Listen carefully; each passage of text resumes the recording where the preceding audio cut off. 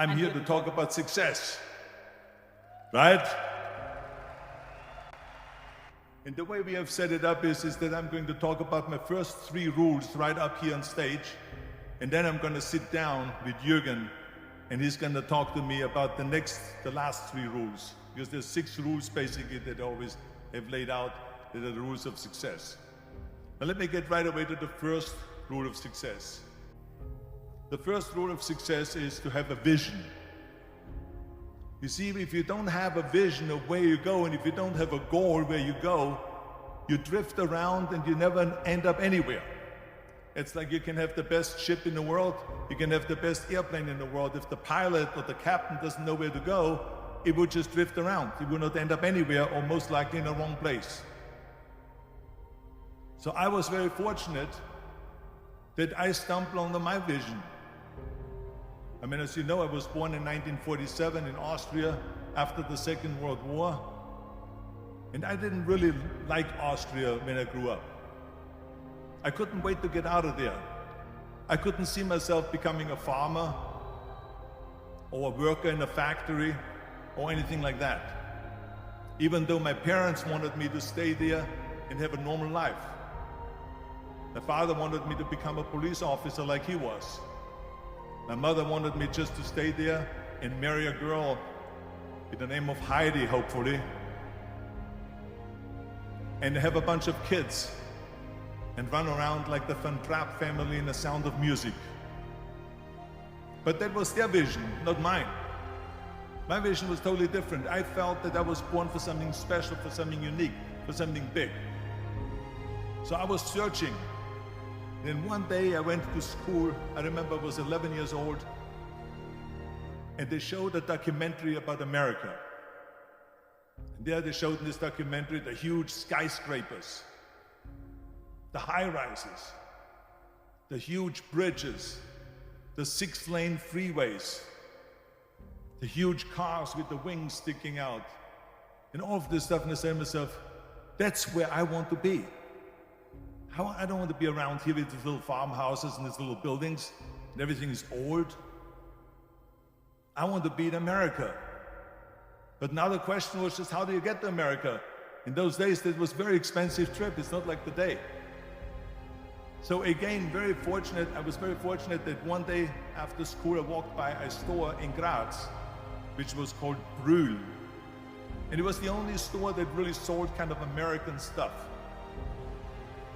So one day, they had jeans there, American jeans.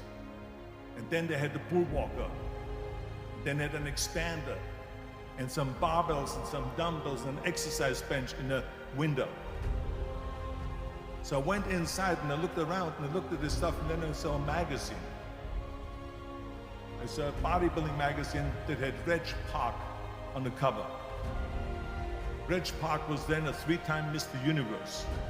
And I saw him on the big screen as Hercules. And on the cover it said, how Reg Park, Mr. Universe, became the Hercules star. That's what the cover story was all about. So I looked at the cover and I said to myself, I got to get this magazine. So I bought the magazine, I took it home and I read it over and over from the front page to the back. It had everything in there, how he trained, how he was working out in Leeds, England, in a factory town, how he worked out every day for 3-4 hours and became the strongest man of Europe, and how he won Mr. Europe and Mr. Great Britain, and then eventually Mr. Universe, and how he won the 2nd Mr. Universe and the 3rd Mr. Universe, and how he was discovered to play the starring role in Hercules. I read that and I said to myself, wow, this is the blueprint for my life. This is exactly what I want to do. I want to become a bodybuilding champion just like Reg Park. I want to get into movies just like Reg Park. And I want to make millions of dollars and be rich and famous just like Reg Park.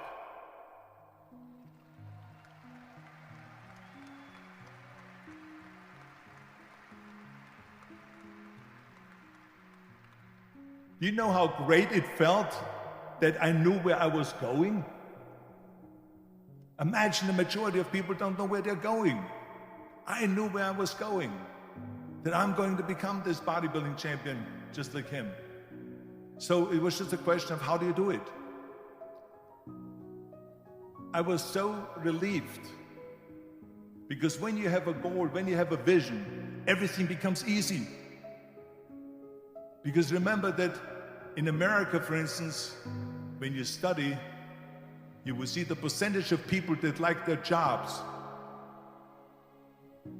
74% hate their job in America. Now, there is not much different when you come to Europe.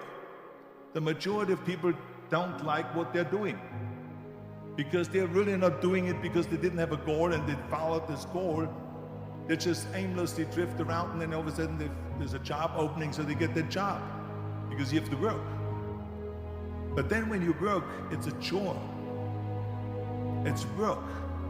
It's not fun. So if you think about, only a quarter of the people really enjoy what they're doing in life.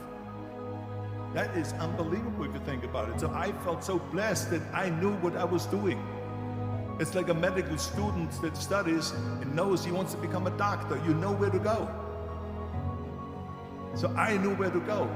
So people always ask me, when they saw me in the gym in the pumping iron days, they said, why is it that you're working out so hard? 5 hours a day, 6 hours a day, and you have always a smile on your face. The others are working out just as hard as you do, and they look sour in the face. Why is that? And I told people all the time, I said, because to me, I'm shooting for a goal. In front of me is the Mr. Universe title. So every rep that I do gets me closer to accomplishing that goal, to make this goal, this vision, turn into reality. Every single set that I do, every repetition, every weight that I lift will get me a step closer to turn this goal into reality. So I couldn't wait to do another 500-pound squat. I couldn't wait to do another 500-pound bench press. I couldn't wait to do another 2,000 reps of sit-ups. I couldn't wait for the next exercise, for the next half hour of posing and all the kind of things that you have to do. You'll be a champion.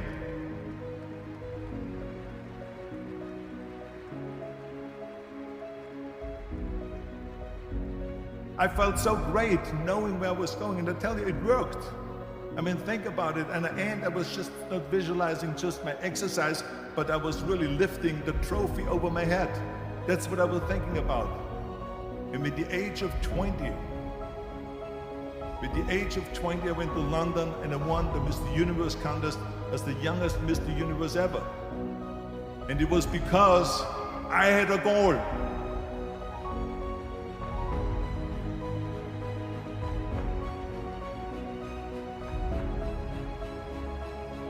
And this is no different than anything else, what I'm talking about. This is not just about bodybuilding. It was the same in acting. I remember when I was doing Conan the Barbarian.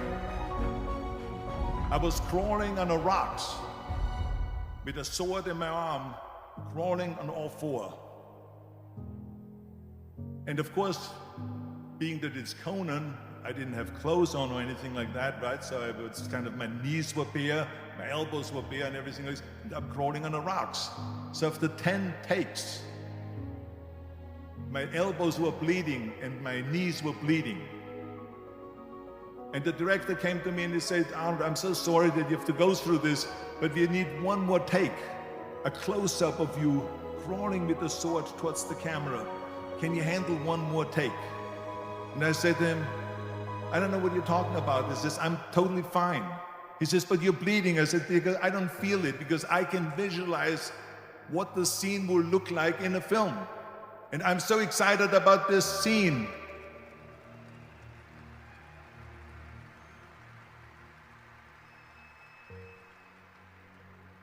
I was visualizing crawling up behind Thulsa Doom, which was played by James Earl Jones.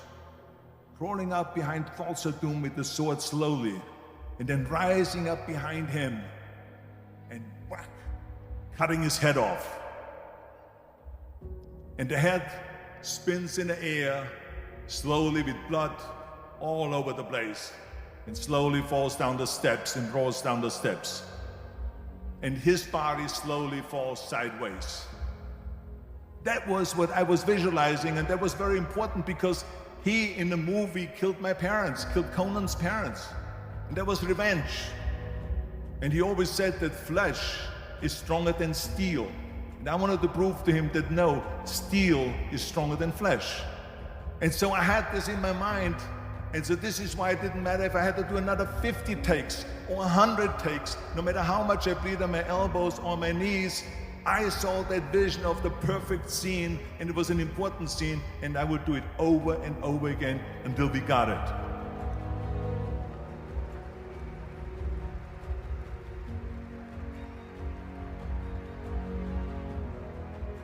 And the same thing is also in politics. I remember that in politics, I had a very clear vision that I will be the leader of California. This is as far as I could go because I was not born in America, so I could not run for president. So being the governor of the 5th largest state, I should say the largest state, the 5th largest economy in the world, was for me really the ultimate title, the ultimate accomplishment in politics. So even though people came up to me and says, why don't you go and run for something smaller, you're never gonna make it. I ran for governor, and then 2 months later I became governor of the state of California. Again, because I had a very clear vision what I'm gonna do with California. So let me tell you something, visualizing your goal and going after it makes it fun. You've got to have a purpose no matter what you do in life. You've got to have a purpose. So that's rule number 1, have a vision. Rule number 2 is don't listen to the naysayers. Don't listen to the naysayers.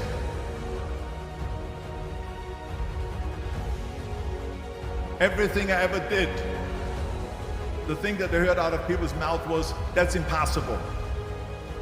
That can't be done. Or no. I remember when I wanted to be a bodybuilding champion, including my parents and everyone else around me, said this is impossible. Why don't you become a ski champion? That's what they do in Austria. Or a bicycle champion, or do some track and field. You can't be a bodybuilding champion. That is exactly what I heard, and of course I proved to the people that it can't be done. So whenever someone said to me, it can't be done, I heard it can be done. When they said no, I heard yes. And when they said it's impossible, I heard it is possible. Because I am a strong believer.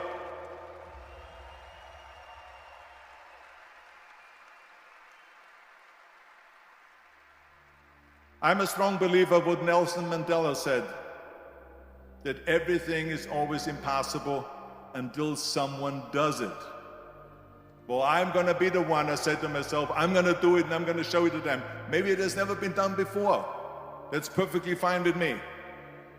But I'm going to do it. And I did not listen to the naysayers.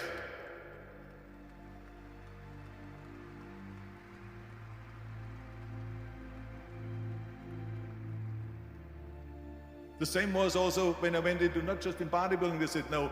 When I wanted to come to America, when I wanted to go to America, they said it's impossible. There's no money that you have to fly even over there. You have no money when you go over there to live with.